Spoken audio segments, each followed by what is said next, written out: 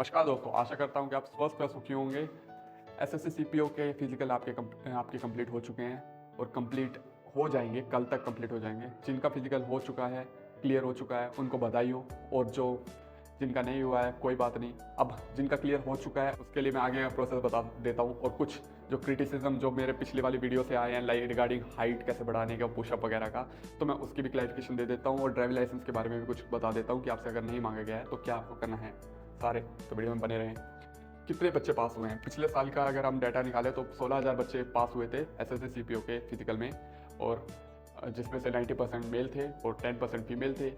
और इस बार कुछ कह रहे हैं कि इस बार का चांस है कि थोड़े कम होंगे क्लियर, पर इससे ये नहीं होगा कि आपकी कट ऑफ में कोई ज़्यादा फर्क पड़ेगा। कट ऑफ में उतना कट ऑफ उतनी बनी रहेगी और मे भी थोड़ी ज़्यादा भी चल जाए, चाहे थोड़ी कम भी हो जाए, लेकिन ज़्यादा आपको देखने का फ़र्क नहीं मिलेगा। हाँ, कुछ क्रिटिसिज्म जैसे था कि पुशअप के लिए कि पुशअप से हाइट बढ़ जाती है। पुशअप से हाइट ही बढ़ती है, पुशअप से आपका पोस्चर ठीक हो जाता है। अगर आपकी 1-2 सेंटीमीटर अगर हाइट अगर कम थी तो उससे क्या है कि अगर आप पुशअप करोगे तो आपकी हाइट बढ़ जाएगी। आप ऐसे खड़े हो गए तो आपको खुद ही पता लगेगा कि आपकी हाइट बढ़ रही है। लेकिन अगर आप जब आपकी हाइट नहीं है तो फिर वो आप पुशअप करके भी आपकी हाइट कैसे बढ़ जाएगी। एक पोस्चर के लिए मैंने बताया था कि जब हाइट न पाए तो पुशअप करके जाइए। मैंने खुद देखा था वहाँ पे बच्चे यही कर रहे थे और वही चीज़ मैंने बताई। कुछ बच्चे कह रहे थे कि आप अजमेर नहीं गए। अजमेर से ही मैं अपना फिजिकल अपना क्लियर करके आया हूँ। और जब वहाँ पे जो ट्रैक की इन्फॉर्मेशन थी वो बिल्कुल उसी हिसाब से दी थी जो मैंने अपने टाइम पे देखी थी। मे बी 1-2 चेंज में इस बार का अलग सी हो गई हो। कुछ कह रहे हैं कि थोड़ा पीछे से स्टार्ट हुआ, मेरे टाइम पे वहीं आगे से स्टार्ट हुआ था। तो मैंने वही जो मैंने बताया, जो मैंने देखा था, मैंने वीडियो में भी बोला था कि मेरा एक्सपीरियंस है वो।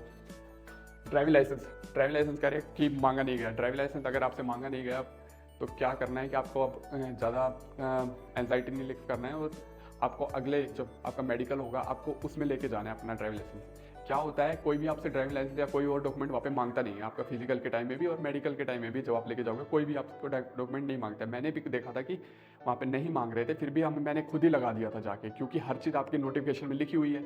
और नोटिफिकेशन में लिखी हुई है वो अपने रूल से चलते हैं। अगर आपने नहीं लगाया तो आपको नहीं पता है, तो आप उसी के लिए क्वालिफाइड हो जाओगे। अगर आप फाइनल भी नहीं लगाओगे, आप उन्हीं का वेट करते रहोगे कि नहीं मांगा है, हमसे नहीं मांगा है, तो क्या होगा कि फिर आपका सब कुछ प्रोसेस खत्म हो जाएगा और आप दिल्ली पुलिस के लिए क्वालिफाइड नहीं होगे। नेक्स्ट प्रोसेस कब होगा? नेक्स्ट प्रोसेस आपका होगा 22 दिसंबर 2023 को। आपके पास सिर्फ 1 महीने का वक्त बचा है आपको फिजिकल के बाद। तो आपको 1 महीने आपको जी जान लगा देनी है अपने तैयारी के लिए। और कितने नंबर चाहिए किसी भी पोस्ट के लिए, आपको एटलीस्ट नंबर आपके, अगर आप मान के चले आपके 138 नंबर है जो जनरल की कट ऑफ है इस बार सीपीओ के लिए, तो आपको मार्क्स आपको चाहिए एटलीस्ट 150। आप अगर 150 का अपना टारगेट रखिए। और 150 मार्क्स लेना कोई इम्पॉसिबल बात नहीं है। मैं आपसे कुछ बता देता हूँ, कुछ जो मैंने अपने टाइम पे किया था, कैसे तैयारी की थी मैंने सीपीओ के लिए और कैसे मेरे 180 मार्क्स आपको आने हैं, मैं लेके आया था।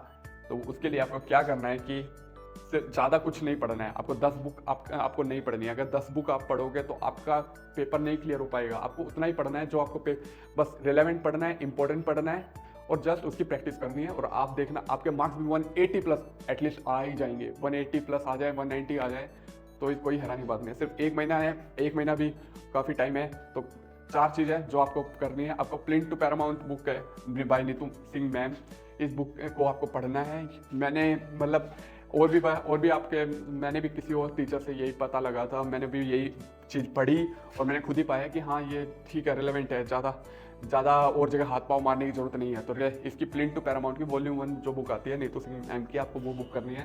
Second thing, Word Power Made Easy by Norman Lewis के लिए ये एक वोकेबलरी बुक है। ये बुक आप परचेज कर लीजिए, आपके पास है तो और अच्छी बात है। आप इस बुक से आप वोकेबलरी अपनी कीजिए, वोकेबलरी करेंगे। इसमें बढ़िया बात क्या है कि आपको रूट से आपका मतलब जो मीनिंग होते हैं आपके उससे पता लग जाएंगे, तो आपकी वोकेबलरी आपको याद करने में आसानी पड़ जाएगी। मेरे को किसी ने स्पॉन्सर नहीं किया है, मैं बस बता रहा हूँ जो मैंने की थी, मैंने पढ़ा था जहाँ से।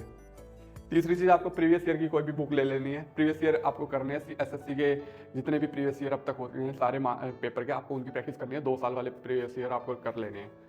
इससे क्योंकि हर बार कई बार पेपर में क्वेश्चन रिपीट होते हैं, तो और क्वेश्चन में मतलब थोड़े से आपके वर्ड्स चेंज हो जाएंगे, मतलब क्वेश्चन नंबर वर्ड्स चेंज हो जाएंगे पर क्वेश्चन वही रहेगा। चौथी चीज़, आपको मॉक्स देने हैं। चौथी चीज़ आपको मॉक देना है। मॉक देने का फ़ायदा आपको क्या होगा कि आप मॉक से आपके मार्क्स बढ़ेंगे। आपके शुरू में मार्क्स आएंगे 140 150, लेकिन अगर जब आप सारे मॉक्स दोगे ऑनलाइन किसी से भी ले लेना, किसी भी प्लेटफॉर्म से, वहाँ से आप अगर मॉक दोगे तो आपके जो मार्क्स बढ़ेंगे, आप रियल पेपर में बैठोगे तो आपके लिए काफ़ी ईजी और आप कॉन्फिडेंट रहोगे ड्यूरिंग योर एग्ज़ाम।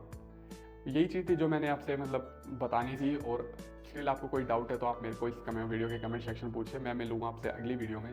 धन्यवाद।